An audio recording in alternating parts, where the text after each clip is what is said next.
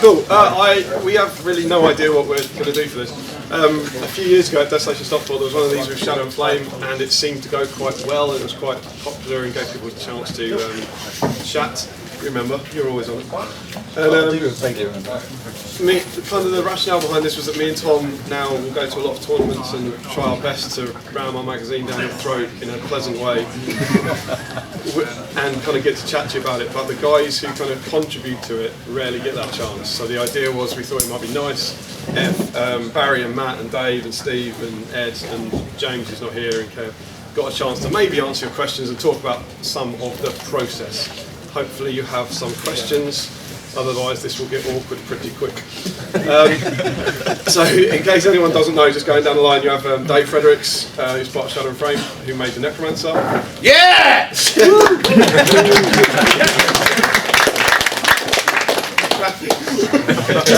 Next we have Tom Harrison, who works with the magazine.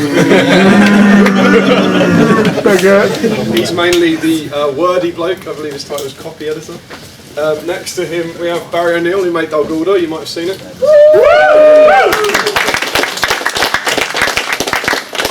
Next to him you have Mr. Matt Davies with Generator Shift, who converted the custom Nazgul. Yeah! And the bases. Next to him we have Ed Ball, who Ed wrote the Nazgul Tactica and is kind of here representing anyone who writes an article and doesn't make something. So make sure you ask him a question, because he hasn't made anything cool, so it might not be as... Just the fears and woes of my enemies and their despair. Indeed. You're a good dancer. And then here we have Steve Crowe, who did the Converted Spiders, which I think look amazing, and the Wounded Gandalf, yeah, including the legendary Spaffy, who I know is very popular. And yeah! Oh yeah! We love you. It's not coming across it, but we love you. And I'm Damian, the other half of the SBG team with Tom, and I generally work more on the design side of the thing, make it look pretty.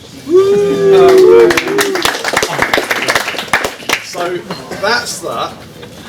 Does anyone have any questions? Why dog the door? My dog will do. Don't be such a... I'd like to apologise for the use of why dog will do? Barry? I think that was you, wasn't it? Well, I think that's both of us really, wasn't it? You gave me a couple of options and that was the one I chose as possibly the more interesting scenery for me to make, and obviously the rest stemmed from there. What was the other one? Probably Weathertop? No, Laketown. Laketown. What about a Laketown? Oh. Easy option.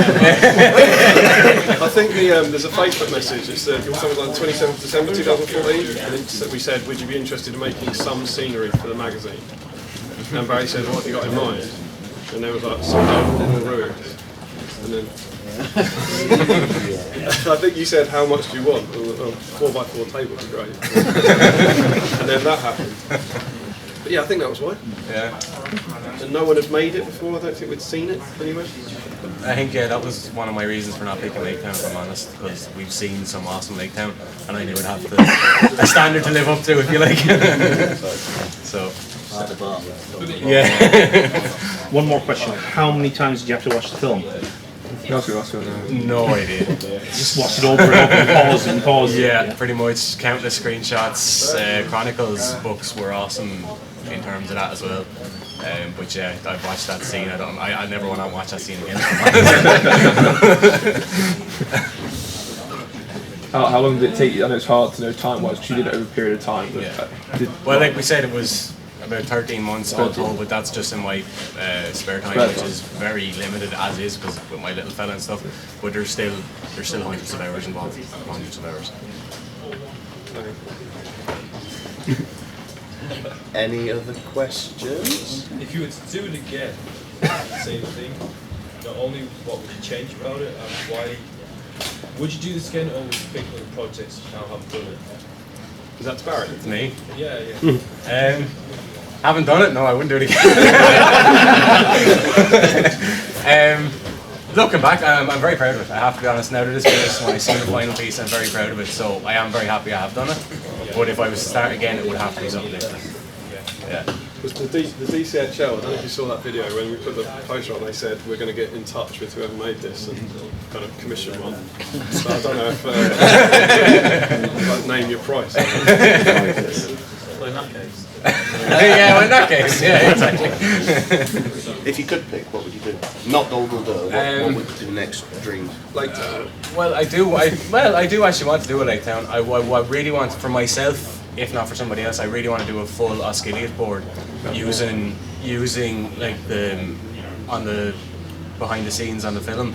You have one half is Orcish and they have all the graffiti and stuff, and the other half is the the Gondorian side, and I want to have one split in the middle with the river and stuff. So I want to do baseboards and have the river sunken down, sunken down and whatnot. So that is a big one for the future. Yeah, we'll have that. Jacob, you had a question. Yeah, I was thinking that's really impressive, and I think we all like it. Will you be doing something similar for issue 4? Issue 4 will be remarkably similar because issue 4 is going to be in Dol Gul Dur.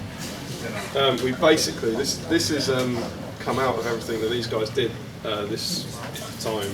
We had too much stuff. We had too much stuff for the issue, and so Barry had an article in there about how he made that, and it was 3 pages long, and it was rubbish. It wasn't not the writing. It didn't do it justice. And Steve, for example, there's nothing in there about the spiders because he was going to get 3 pages. So about 6 weeks ago or something, very late on, I think it was. Is that right? Yeah. We decided that we'd essentially take all this stuff that wouldn't fit in there and put it in the next one.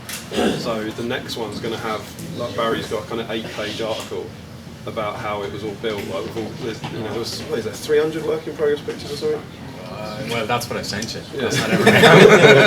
They're not all going to be in there. And then the same with Steve. Steve got his article in the next one, and then that allowed this one. Dave got an extra page and Matt got an extra page. And Ed got Ed's article got an extra page. So essentially every article got a page longer because we took 2 articles out. Yeah, it also allowed us to do the big double-page spread one. Yeah. That wasn't there until we killed the other article.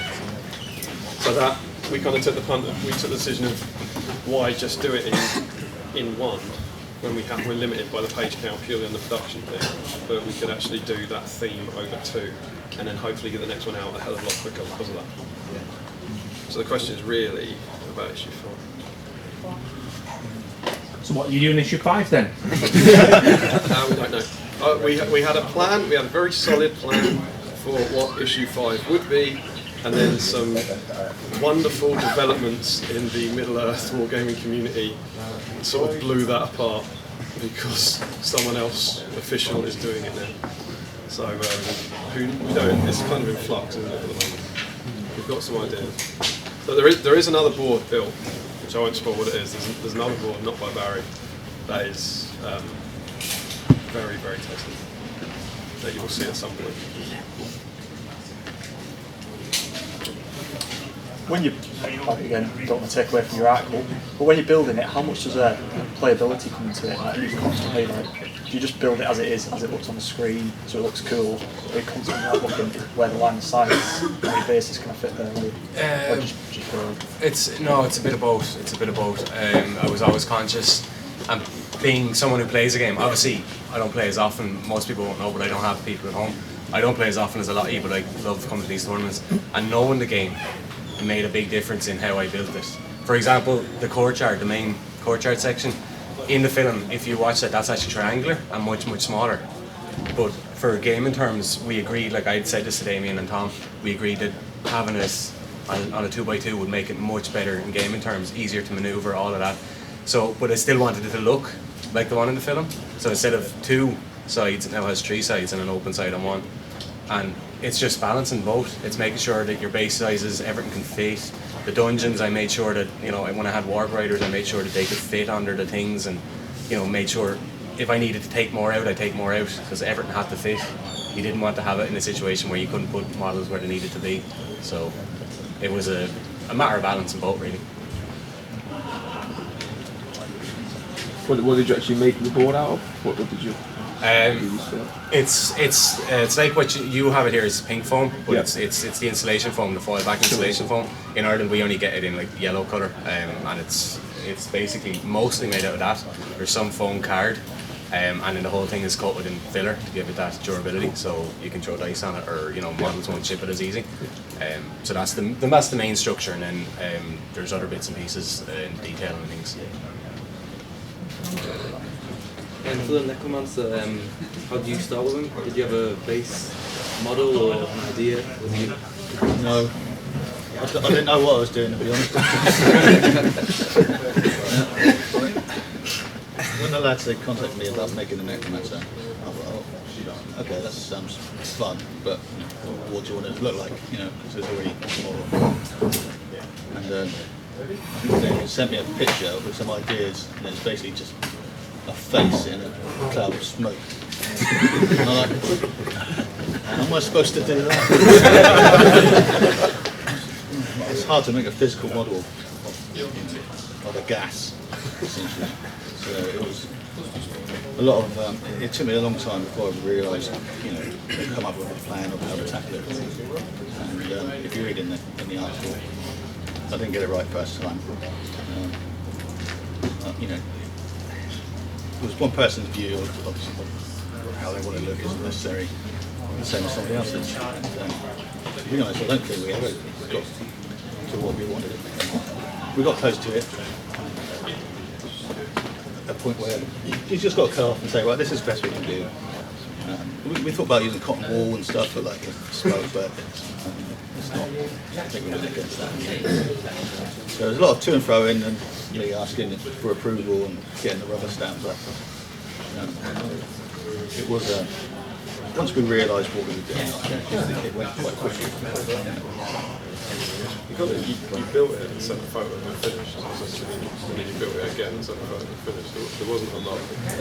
It's kind of, is this it? No. Right. I've ripped that up then. Is this it? Yeah. It's good, but it's not quite right. Back to the drawing board. I don't know if we get it right. What do you guys think? Is it any good? It's always a bit scary when you're doing something that people are going to look at and kind of scrutinise, and it's like, because for a long time I wasn't really happy with the way it was going, but these guys seem to like it, so, and it was for them, so we agreed to that was the way it was going to be, and that's what I got. So it's a hard thing. I don't know if that answered the question or not. It's a bit of a ramble. Yeah. A bit of a waffle. It was also trying to get the difference between the Desolation of Smaug one where he's with Gandalf on the bridge and the Battle of Five Armies one where you actually see a body. It's a hard thing to conceptualise. Yeah, because it was like, oh, I want Sauron. Okay, I can do Sauron. Yeah, but we don't want to do like Sauron. We want dark figure. So you want dark figure that kind of looks like Sauron, but not. That's like, okay. In a gaseous form. The Necron Catan thing was an inspiration. Is that what I'm saying that right? Is that a thing? Yeah. Transcendent Catan? Yes. That thing with all the gribblies coming off it? That was a kind of something like that. Yeah, once you sent me that, I kind of had a better understanding of what we were going for. So. We originally talked about getting one of them, and it turns out it's part of a sprue that costs about 80 quid. It's a new big box. That was good. It was fun. It was different, and it's one of those things that probably won't do too many of. That was another one that I believe because it was very fiddly and quite intricate. And I think well, he's not here, but Kev struggled to paint inside because of all the tendrils and stuff. It was quite awkward because I sent it to him in one piece and he sent it afterwards. So he was moaning at me about that. But yeah, I think it came out right. Steve, how many spiders do you do? And when you were given the concept of messing around with them, how did you come up with the different poses? What was your thought process? How many spiders did I lost count? More than two, Steve. We've got 9 giants and 4. Yeah, there's a few. The ideas were basically just going on the internet and seeing what other people have done, kind of stealing some ideas, changing some ideas, and then seeing what bits I had left and making them work. And think one of the trees has got a spider backside coming out of it, and then I had it left. But yeah, just fiddling about with it. The maple spiders are really nice to mess about with because you can move your legs, and you can pose them however you want. But yeah, that was it really. Looking at some of the films, how they move, how they hang out off the web, things like that. Yeah, that was it. There wasn't loads of thought gone into it really. That was quick as well. You were quite prolific with that. I'll just say that when we asked Steve to do the spiders, we just said, can you just make them not flat, so just put them up a bit, and he sends back all of these amazing things with bits of scenery. But yeah, all we asked for really was just make them not look flat. You can't stop, can you? Yeah, no. I was also commenting that, and it was complete coincidence, that Steve did a few doggerel or archers that looked like they're straight out of Barry's, but they weren't. They're not. It was complete. You know, Yeah, I didn't know. See it, did you? Yeah, I didn't know that Barry was involved. Which was, yeah, that's cool. But that would probably come from the remit that you get with it, really. I'm not sure that comes across. Everyone involved here, a lot of us didn't. Obviously, the two guys who run the show knew everyone, but we're all on our little individual projects, unaware of what else was going on. So yeah, I thought I wasn't until quite late in the part, quite late in the game when I realised what else was coming into it. It's actually going to be pretty cool, actually. I think part of that is trying to keep it interesting for you guys as well. So there's some surprises, like for the people who. I know, like Sam Page on issue 2 when he wrote the tactics, he was in the back row. He actually said it was quite sweet afterwards that he barely got an issue because he'd read everything and he'd written everything that was kind of in it. And I think there's that sense of you're going to put all this time in for us that hopefully you still get to be pleasantly surprised by something that might be considered cool somewhere down the line. What about Gandalf? Gandalf was just off the cuff, really. I was in between making the spiders and while I was waiting for green stuff and blue to set, I started messing around with the bits box. That's a box with bits in it. And yeah, just he fit the theme, didn't it? So I thought it was a good idea. It's an objective marker for one of the games, and yeah, it turned out well. It turned out really well. That influences the scenario as well. That then, I don't think we had I'm not sure if at that time we had a Gandalf objective in the scenario. I think he just died. So then as soon as we got that, we were like, well, we have to use that in the scenario, so that then influences how you then play test that. Is my memory serving correct? You did actually mention it and I'd already started doing it. Did you mention it, Gandalf? Was that long ago? It was about a year ago. I've got a vague memory that you may have mentioned Gandalf. Actually. I'm sure there was a conversation like that. Maybe one of the dreams about it. It could be interesting. It might interest some people that James Baldwin's not here, but his article, we got that last March. Before you asked me. Yeah, before I asked you to write it. It was June time? Was it June or May when I got asked? It was, you were in 281. 281, wasn't it? It was 281. God bless him. But it sort of shows the process of the creative arc in that parts of the magazine were already completed in the bag before other parts had even been brought on board. When I got asked, you can go, well, we need a wraith article. And I go, oh, what do you need a wraith article for? So you can very quickly, obviously, we need a doggerel build. We can start to guess what's coming, but I didn't have a clue who was doing the board, who was doing the wraiths. So in that sense, the way that it's managed by you know, it gives back even for those who put into it, and I think that's a good thing. And how did you find restricting your? Oh God! The sort of remit that I was given was 2,000 words. We want all 9. I eclipsed 2,000 words partway through the third one. It's directly why there's only 6 in the final article. The 3 that are left out are kind of, someone said, oh, I've not, the 3 that I use the most or something. The reason I've not put those in is to not give away trade secrets, as it were. But at the same time, they are kind of the 3 that are most straightforward to use in a sort of a decent or efficient way. So, like the Tainted was, I'd never used the Tainted competitively until the first tournament this year. So that was one of the last books I actually wrote, to have that insight, and it's broken as hell when used correctly, and that's whether it's on shelf-beast or not.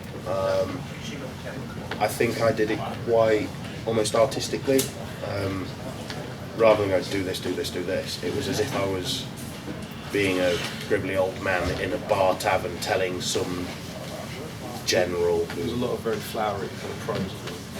It was yeah, quite in a good, in a good way. And it was difficult because obviously fell beasts charging and ripping to pieces. Then they're dead and run away. I think very early on we kind of said don't mention fell beasts. Obviously the fell beasts are really good and everyone uses them, but it should be more about the wraiths if they're going to be on foot in old order and that kind of stuff. And then they just get it right at the end because they're going to. Yeah, I think spoilers. The arc ends with, but they'll all be better if they're fell beasts. So yeah, it was a challenge. There was a long time. I finished. It was already, bearing in mind it was May or June. It was already 2016 when I finished. It was, from what you said, it was the last thing to get finished. So Last writing out of it, yeah. Even then, it was still requiring editing and sort of compacting down, because even though we decided to not then do the other 3, so just stick to the 6 wraiths, even with the extra page, it's probably still only about 60% of what I actually wrote, because of just space constraints. I think it's about 2,500 words probably, so it's it's about 400 words a wrote, which is a lot for a hero boss special. Is there anything major you wish that didn't stick to us? 3 wraiths. the original full sort of first draft. there was a big introduction and a big conclusion, which is now about sentence. Yeah. And it is what it is, and I think it's come across. It's edited very well. It's come across. It conveys the main point. And for those who like wraiths, want to get to know the wraiths, it does give ideas. At the same time, it doesn't give away everything. It's things like the Tainted. The Tainted is terrible, but if you can build an army and build around the Tainted, it will win you games. And I think that comes across. I won't tell them because I'm going to get But it says that in a brilliant fashion. You should definitely pick up the magazine via the donated required minimum amounts, as per what will be told later by the esteemed gentleman, to read it. It's very good. Plus I wrote it. I mean, you should get it. How does the editing process work in terms do you send a full article and then it gets sent back to you? They make suggestions of what you should drop, or because of the nature of the article itself, to start sort of that communication, I think the first sort of submission was just 2 wraiths, because in my head it was introduction, conclusion, and then essentially weave a story with the wraiths. So it was wraith at a time, pretty much. And then the first sort of feedback really was, yeah, it's good, but we need to cut it down so that I'm aware things are changing. But then when there was the final, essentially, just do 6, here's all the full 6, it very quickly came back as, this is what we think, in terms of, it has been edited, it has been cut down, this is it. Make your counter suggestions, of which there was only 2 or 3, which got put in. And yeah, it's very the communication's there, and it's supportive for those writing it. Obviously, in terms of building and the layout and such like, there's that there. But it's good. It's good. I think that's maybe Tom's better. Yeah, I mean, it depends who it is. James Baldwin's article, he just sends the whole thing through, and you just have to cut it to space, and then we do the grammar checking, and then it gets changed so much with the trying to fit it to space that you forget who's written what. might be me writing it, it might be Damian writing it, it might be James. Or There's Ed a, who's written it. I think it's in issue 2, I think it's Kieran's article, when we're getting the pull quotes, you go through and try and find like the juiciest lines. And so at some point I was going through that, found it, and put it in there, and Tom was like, I wrote that. So like one of the pull quotes in Kieran's article in issue 2 is by Tom. But yeah, and then for some of the design, the articles with the pictures, Damian might put the pictures up first and then get the guys to write about the pictures. So it really depends what kind of article it is. Do you edit them article by article? Or? Yeah, usually. Takes a lot. I don't know how many. I mean, I'm bored sick of reading them. By the time we've finished, I've not read it since it's come out, but I don't know how many times I read each article, but it's well into the dozens. And then slowing yourself down to read it word by word so that you don't have a mistake. It's quite tedious at times, but it's great when you read it the first time. So I kind of just try to remember how I read it the first time, and you kind of zip through it because it's really fun or whatever. Yeah, and then by the end it's trying to spot for every little, should this be in italics or not, whatever. We just had an article submitted for, I don't know, issue 5 maybe, 6, I don't know when you saw it. And I read it and I was like, that's brilliant! Well, I loved that, and now I know I'll hate it a year, and it's hard to then remember that moment, you know, when you first read it, it's really good, and you stop, you lose sight of it as an article, and it just becomes a long series of words. You know? Did you not say at some point through the editorial process there was a that then became an and? No, it's in, you know, 2 weeks ago we had a test copy for it. 2 weeks before we were sent to print, we had a test copy done so that we could proof it with the physical copy, and we noticed that inside that it said that, the. We were like, oh no, this is a nightmare. And so we need to spotted that, and then when I went to the InDesign file to correct it, it had somehow said the. So the magazine was getting worse. At some point we'd gone to that to proof it and had added in another double word, and then you're like, oh, how many times is that? And every now and again, if you like, this is irritating. If you're undoing, so you've made 3 mistakes and you undo 4 times, you suddenly go, hang on. Yeah. What was the 4th last thing I did? Was that when I removed the word, you know, bleep from the cover or something? Have I now undone that? That's terrible. Yeah, I think for the edits, the final edits are the most boring, but I think over the last weekend before we sent it to the printers, we sent over 200 emails to one another on the weekend between us. Which is, you know, a fun way to spend the weekend. On the named wraiths, in the scenario, you're just using bog standard ring wraiths with all the micro and fate and everything. Did you ever test it with the named wraiths? No. Or was it just immediately bog standard? The Tainted and the Dwimmer Lake would break the scenario without a shadow of a doubt. Or the Shadow Lord. Shadow Lord.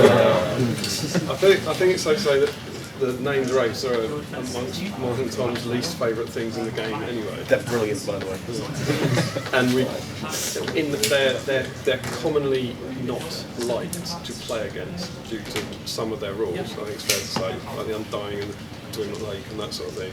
And in that kind of fun cinematic scenario, there's nothing in the books or the film to suggest that they should have those kind of abilities. So we were, and particularly the Dwimmer Lake. The Dwimmer Lake would, anyone who's joined in over the last, imagine the Dwimmer Lake, every time they use a point of will or might, they have to double it, or 50% of the time.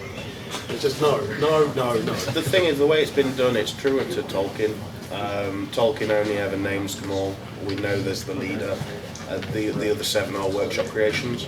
So although we've got a game that has personalities for them, Tolkien hadn't put that stamp of approval on, and so in that sense it's a purer form. But Matt, I don't know if you were thinking about them when you were making them, thinking about the named wraiths. It was a weird one because I obviously had the film. I'll just talk about the film process. The fact that the imagery of the film showed 6 ring wraiths designed by Weta, and 3 of them were copied If you haven't noticed that, yeah, there's 3 copies. So I then had the task of thinking about. I slightly thought about having the aesthetic of some of the ring wraiths. So that came into the last 3. So which I had to do some designing on. But the majority of the design work was always done for me as far as like where to go. So I just had to start creating that. But I did think about it a little bit, but not too much, because I knew that later on it would be a group decision which ones would be called what. I didn't know that Tom and Damian were going to do a sort of how they were going to be played in the scenario. So I didn't know they were going to be basic wraiths or main ring wraiths, so I just went with the designers. Yeah, it was never an option for us. We never wanted to do it. They did keep getting more stuff. I think they started off with about 8 will each, and then they lost, so they got 9 will each, and they lost. They got 10 will each, and they eventually get to 14 will each, and it's about 50-50 when we play it. There's 2 1-to-evil at the moment, and I think Good are going to nick this one. It's in the courtyard. The biggest scenario change was originally the necromancer was just normal without, and Gandalf had his staff of power, and you ended up having Gandalf and Thrain beating up the necromancer. So we're like, all right, well, let's take away Gandalf's staff. Still got beat up. So, all right, let's give the necromancer mighty hero. All right, that just about sorts it out. So, yeah, the necromancer's rubbish. against a crap dwarf and Gandalf. It's really surprising. But you have to do that. The amount of times we played just that, we just set everything up. We just played the necromancer, being Thrain and Gandalf. He just kept dying. He he resists, then he casts, then he gets beaten in combat, and then he's dead. Like, that's rubbish. Is playtesting just something that the 2 of you guys do, and then you get other people involved for the scenario for the article? Yeah, there were 3 people involved. Me and Tom played it an awfully long amount of times. That sentence didn't make sense. We played it somewhere between 10 and 15, I think, about once a week, on rubbish scenery with lots and lots of proxies, Riders of Rohan for giant spiders. And at one point, the named wraiths with the white count, the Fellowship, weren't they? Yeah, the Fellowship, so we had to be able to tell them apart. And then you had Gandalf in the Fellowship as a wraith, and Gandalf the White being Gandalf, and this sort of thing. And then the necromancer was a cave troll. Yeah. And then it was Jamie. Jamie's the only person who played it once when he was down, because we wanted just another pair of eyes on it. And he played it completely differently, didn't you? Yeah, black dot and everything. Yeah. And it worked. It did. Nearly. Because the whole point was the scenario is meant to be have the ring race charge in and fight them in the courtyard like in the thing, and that's worked. And then they each get a point of will back. So what Jamie did was just kind of back them all up into the wall and run around black darting everyone. And it worked because they kept getting a will point back. And then everyone died. I was like, that's awful. I mean, that is rubbish. And that's you don't want that. And that's why there's now the rule is now that they only get a free will point if they're within 6 inches of Gandalf on the floor, because they're getting his life force. So it's to say you can do this if you want, but you'll run out of will. Or you can do it with a couple and they'll run out of will. And then that now fixes that essentially. So that playtest very late in the day was an important part in fixing the scenario. You don't get unless you have someone who hasn't played it 15 times and doesn't just sat will on 2 dice every single turn 9 times. Yeah, and the other big change was that we had the idea to let the necromancer take will from the other ring wraiths, so that he'd always be the last one to die. Because we had stuff where he'd die first, then you'd be left with the ring wraiths, and it's a bit rubbish. You want the necromancer to be the last one. It's quite cinematic as well, because he'll like steal the wraith will be down to 1 will and thinks he's got away with it, and then the necromancer nicks his will, and it leaves you an interesting tactical decision of am I better with like 3 guys with 1 will or 2 guys with 2 will, that kind of thing. It's an interesting choice, and it plays out very well in the battle report, which you have to buy the magazine for. Donate. £10 minimum. which Matt took on top. Yeah. So yeah, and then on the bat rep it was just me versus Matt, but Matt didn't turn up until an hour before the bat rep. Don't know what you're talking about. With the wraiths. With the wraiths. So Matt sent us a photo the day before the well, he was meant to come on the Friday night. Yeah. Sent us at 5 PM on the Friday some quarter-finished wraiths painted. Yeah, the wraiths were painted in 2 to 3 days, if that, of evenings. When did you start? Was it February? I forgot. It was 9 months, wasn't it? You had 9 months, a month for rain. Yeah. Yeah. One job you're on, Matt. One job. Start painting with 9 days to go. 9 jobs. Yeah, I mean, when you start out a big project like that, you think you've got plenty of time, and as time goes by, it exponentially increases. So, like, the first wraith took me about 4 months, which was camel, and then I was like, oh, I need to start stepping up, and so increasingly, so the last 3 were sculpted in about 3 weeks. Yeah, and it's like I was at work every day, and like, I've got to go and sculpt wraiths. I'm going to be up till 2 o'clock every day, kind of thing. So, and then, I mean, it was horrible for me seeing them and knowing what they were thinking, that he's not going to get these done. Well, we've been worse than that. We pushed the bat rep date. This was the 3rd bat rep date, so we planned everything because we have to plan with. It's got to be a date when me, Damian, and Matt are free, and Jim, who does the photography, and him be free for the weekend to have the studio set up and everything. So it's quite a bit of organisation that goes on. Oh, and Barry was meant to be there. So yeah, all 5 of us had to be free, and Barry would have to buy his ferry ticket. So it's all quite important logistically, but we pushed it back twice because it was meant to be January. When did we? It was meant to be October. Oh, yeah, October was the first one. No, it was meant to be August. August. August, was it August? Yeah, and then October, and then it was pushed back. Because Dave got the necromancer to us in time for the first bat rep date.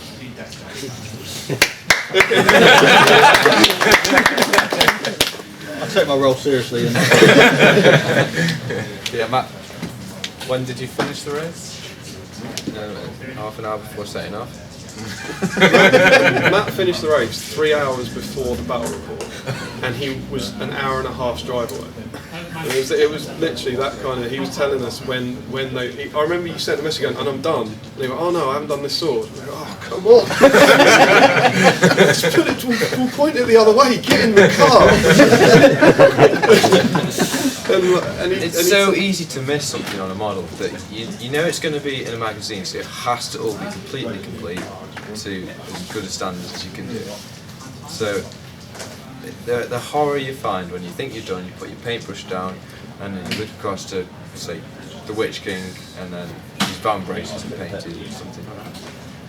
It's horrible.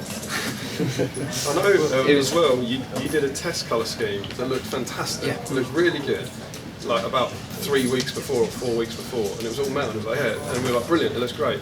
And then about 4 days before the battle report, he sent one through going, look, I've tried this, it's all non-metallic metal. I was like, that looks amazing. He goes, yeah, I've never done it before, and it's taken me 10 times as long as the other one. But I'm really happy. I was like, okay, you got 8 times that amount of time again, like before you have to do it?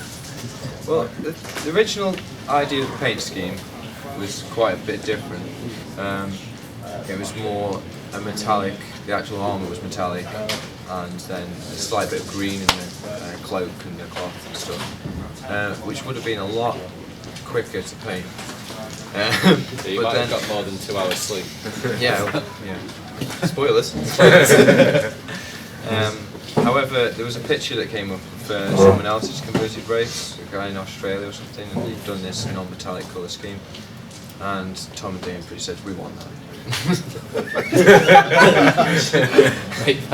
Because you sent the you got sent the photos. Like when was it Ridgeback who did the other 2? Yes. They kind of come up at the same time, you know. And he sent them the photo. Go, you seen this? You kind of hope they don't do the other 9 because you know this started last February, so you've got it's a year before anything comes out, and you're like, I hope no one does this. You know, I hope no one else is building Dog Order. I hope no one else is doing a smoky kind of necromancer. And if they do, there's nothing we can do about it. Because as a designer as well, you compare your work to theirs, and it can be a bit kind of disheartening. But I'm so glad that we went for that colour scheme because I think it really gives them that extra layer of detail. It's awesome. but there are some that I'd like to go back and pick. Well, I think then, Matt turned up at about 5ish or something, and the game, if you obviously it's taken longer today as well because we're chatting and people are dropping in and out, but we found the game took about 3 to 4 hours to play the scenario, because it's about 3,500 points. But then, when you're doing the battle report, it took, I think all told, it took about 8.5 hours by the time you're writing the notes, and we started at about 9. And we got to 3 in the morning. We got to 3 in the morning, and Matt, who'd had I 2 was hours, wide awake, thank you very much.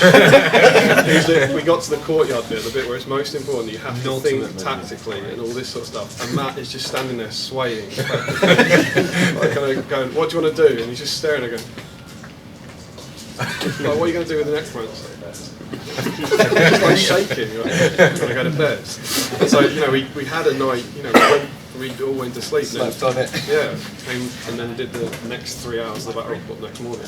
Which was so much better because we had to concentrate for that part. It's such a cool little part of the battle, and it wouldn't have been the same as in the magazine if we didn't have sleep.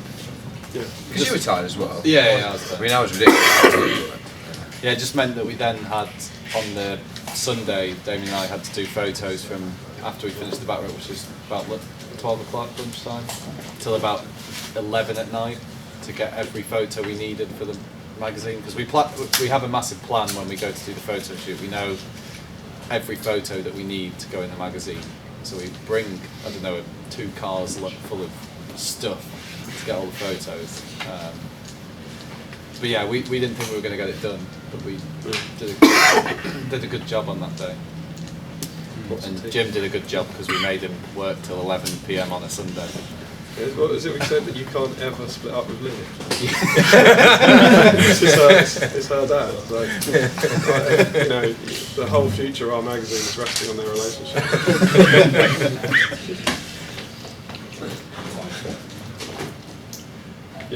So I was wondering, how come you decided to include Fredericks and Mirkwood Elf rather than because Damian was painting the Mirkwood Elves. I was painting the Mirkwood Elves for this. There's I might as well say this. Yeah. This is true, I promise. There's an interview somewhere in the world with Peter. See, Jamie knows these guys.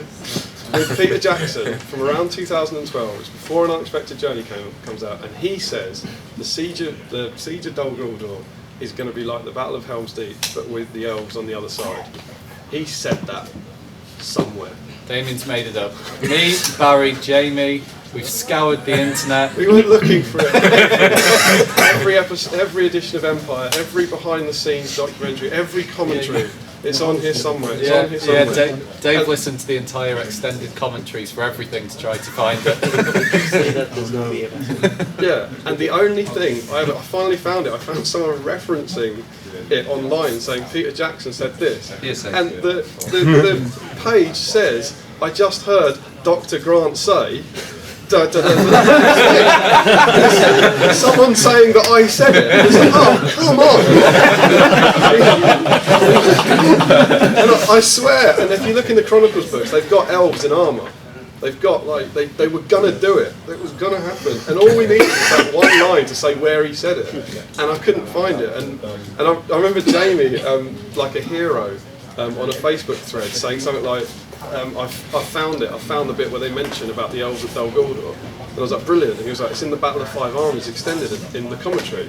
And I remember thinking, that's right, it was earlier than that. And so he gave me the time code, and Peter Jackson says, when we got to Dol Guldur, we know we didn't want it to be a big battle, and we wanted it to be an all-hero encounter. I was like, Jamie smiley face pops up on Facebook. If you remember the original Fall of the Necromancer release, they did include Aaron Thranduil. We wanted it to be an army, and we were thinking in our timeline, it's a slightly alternate timeline to the film, but the idea would be that Thranduil would take an army there before going to the Lonely Mountain.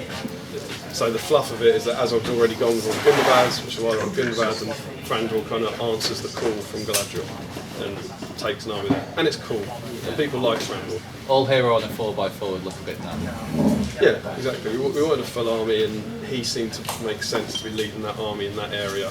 You know, it's in Mirkwood, so it would be Thranduil leading the army. Fortress as well. He used to have a siege. That was the other thing we were scared about, because we thought that Bayon might make an appearance in Dol Guldur in the extended edition. Yeah. So we were ready to change the scenario if Bayon was there. Yeah.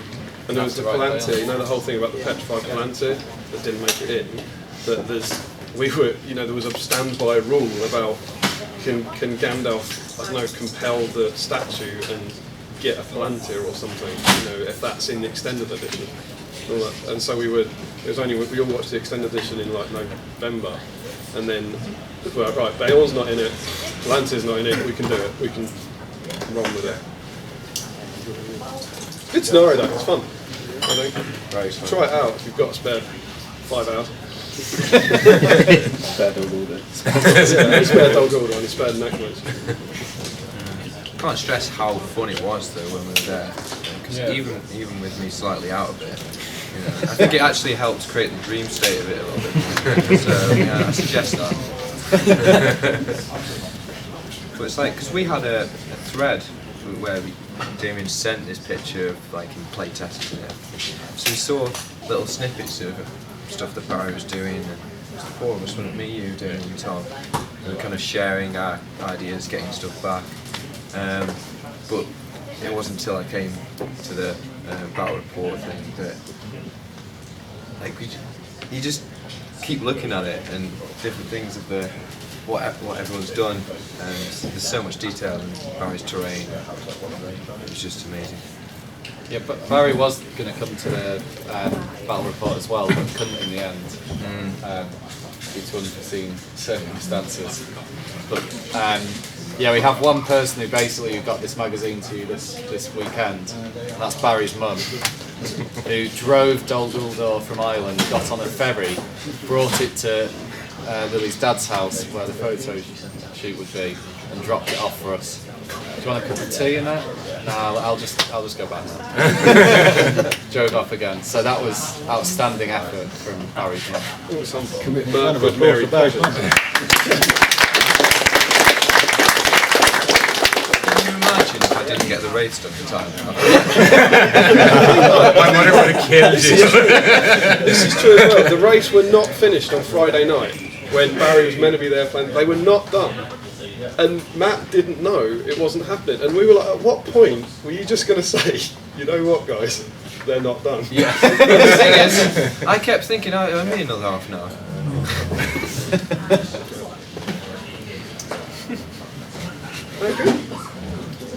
Well, if you could only take one thing away from that board home with you, what would you all take? Dol Guldur. I want the bridge bit. One piece.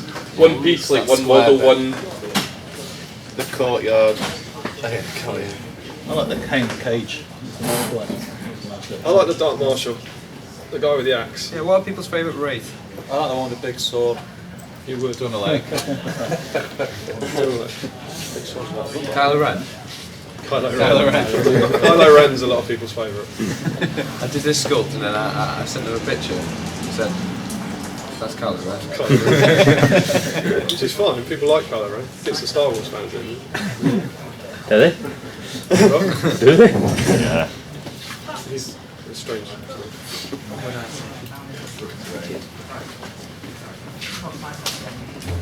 Question. I think it all works together. Yeah. I think if we just had the scenery, it'd look great. But then instead, if we just had the necromancer, we'd look. But it's the scenery with the armies, with the wraiths, with the necromancer, with the spiders, all together, and everything on it looks different to stuff you've seen before. I think it gives it that spectacle. Yeah. But even from my point of view, having spent so much time making it and seeing it, like I got fed up looking at it. But when I walked in here Friday evening and saw all those models running around on it, I was like, wow. You know, even for me, that was a wow moment. So. Oh, sorry, don't blow your own trumpet.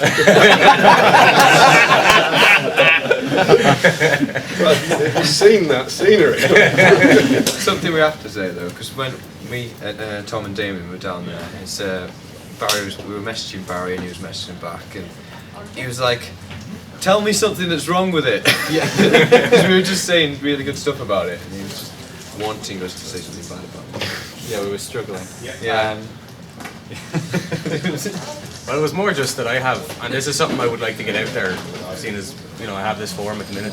I'm very inexperienced at terrain making. I am. No, seriously, I am.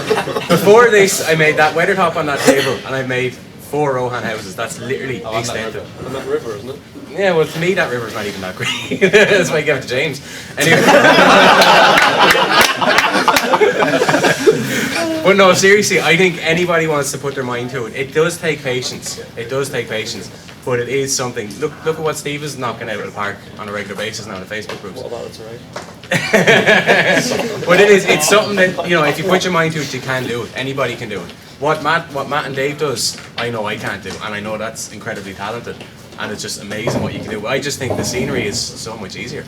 So if you really want to have a go, have a go. Like, it's He's an incredibly humble man.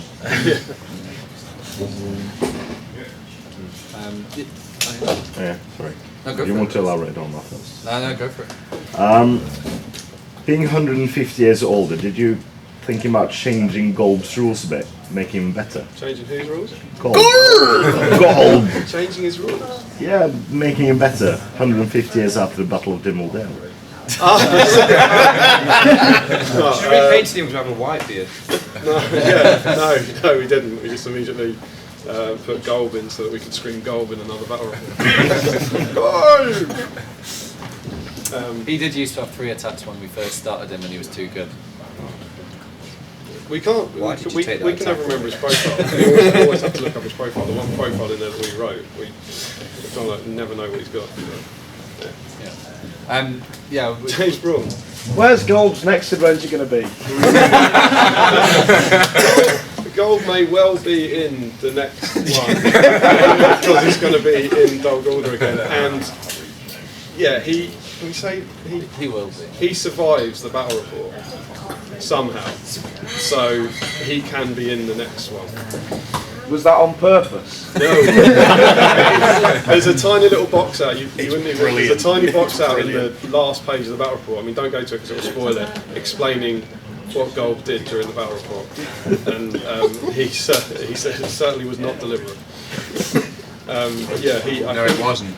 I think he will make another appearance, just for the fun of the name. What name? Golb! It's an anagram of bowl. Oh yeah! Mind blown. I was going to jump back to the James Bolton article here, but yeah, he sent that to us 13 months ago. But when did we finish his article? About 4 days. So we got his article 13 months ago. We got his pictures. The picture that's become 5 quite days famous, before right? the magazine was released. Well, it was sent to the printer. So we sent James a message once a month for 13 months, saying where the pictures? What about the pictures? They became more fraught and with more capital. Yeah. So yeah, and we had some really good ones from their Dartmoor trip, but then sadly it was Mark Boyland who'd taken them, and his laptop had died, and the photos were only on Facebook, and the Facebook photos are terrible resolution, and I can't put them in the magazine. So Damian had redesigned the article to accommodate these pictures, and then we had to put it all back because we couldn't get the pictures. That was fun. I'm sure that's more than enough Twitter, unless anyone has anything else particularly pressing. But other than that, all me and Tom want to say is thanks to these guys. We wouldn't have an issue without you 5 and James and Kev as well. So can we give them a round?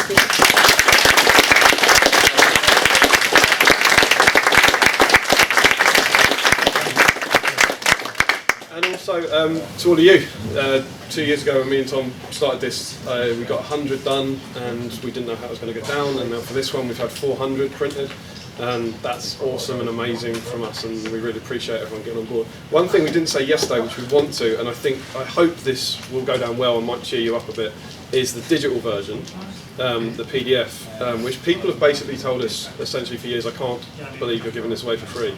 And it's no secret that a lot of that was to potentially cover ourselves legal-wise or be careful. But what we've decided to do this time is the PDF. Last time I think we released the PDF after a month. This time we're going to release the PDF in a while, when the next one comes out, so that essentially the only way to get it is to have the physical version for a while.